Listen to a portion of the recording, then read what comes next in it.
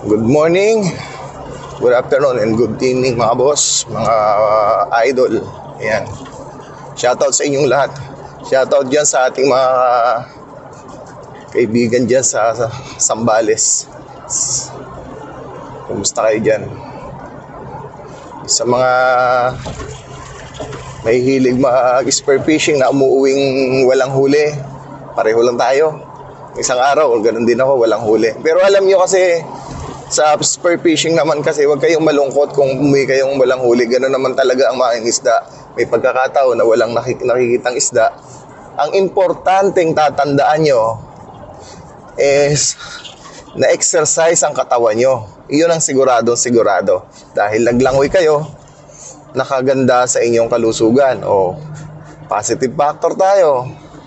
Pangalawa, kapag sumisid kayo, huwag nyo nang pilitin kung malalim o kaya baka hindi nyo kayanin, ikamatay nyo pa. Yan.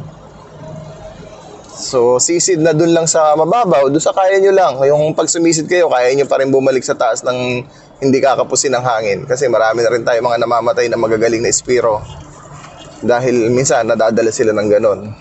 Pangatlo, yung pana nyo, itali nyo sa palutang ninyo o doon sa floater ninyo. Huwag nyo itali sa bewang kasi isang espero na nangyaring ganyan.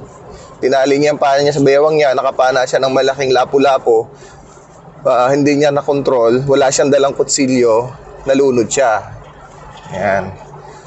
At make sure yung pana niyo lumulutang, yung kaha o yung pana mas maganda. Kahit mabitawan niyo, hindi mawawala. Yung iba kasi nakausap ko, gusto nila lubog yung pana, pero hindi naman pala sila nakakapanisid pa.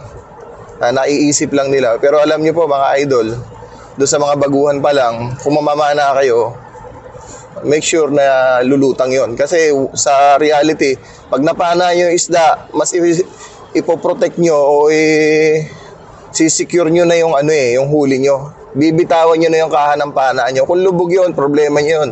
Sisisidi nyo yun. Pag malalalim, di nyo na yung makukuha.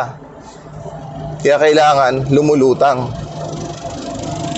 Pagka huli kasi ng isda, hawakan mo na yung dulo ng shop mo o ng panong tunod mo para hindi makawala yung isda mong nahuli.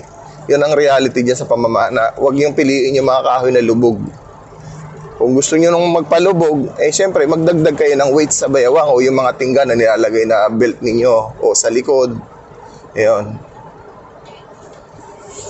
Tapos, ano pa ba? Yung pag nag-dive kayo, syempre, kung walang huli, huwag niyong ikalungkot.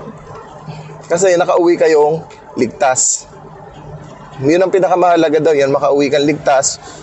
Wala kang galo sa katawan, walang So okay na yun.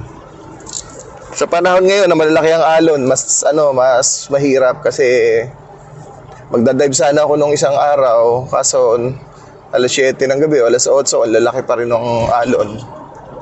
So hindi na ako nag-dive. Naka-dive ako alas 3 ng madaling araw.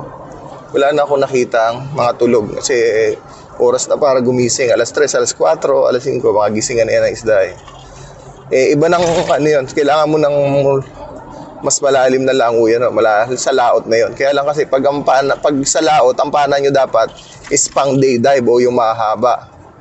Yung mga 120 cm o 130 cm, yan, mahaba ng pana kailangan nyo. Ang gamit kong pana, siyempre gabi, yung iikli lang yun. Yun yung mga 70 cm lang yun. Yeah, trigger to band hole. Sa gabi kasi, ang ginagamit na pana talaga maikli kasi yung mga isda tulog naman, tututukan mo lang. Doon sa mga baguhan, pag pumana kayo ng isda, yung ilapit nyo lang yung dulo ng nung tunod nyo o nung shop ninyo doon sa isda para siguradong huli nyo. Kasi usually sa gabi naman, tulog yan or hindi naman yan nagagagalaw.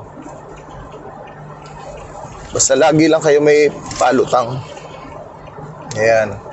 So huwag na malungkot yung mga walang huli kasi ako wala ding huli, mga idol. Ligtas ang importante. Sunod ulit video, ha.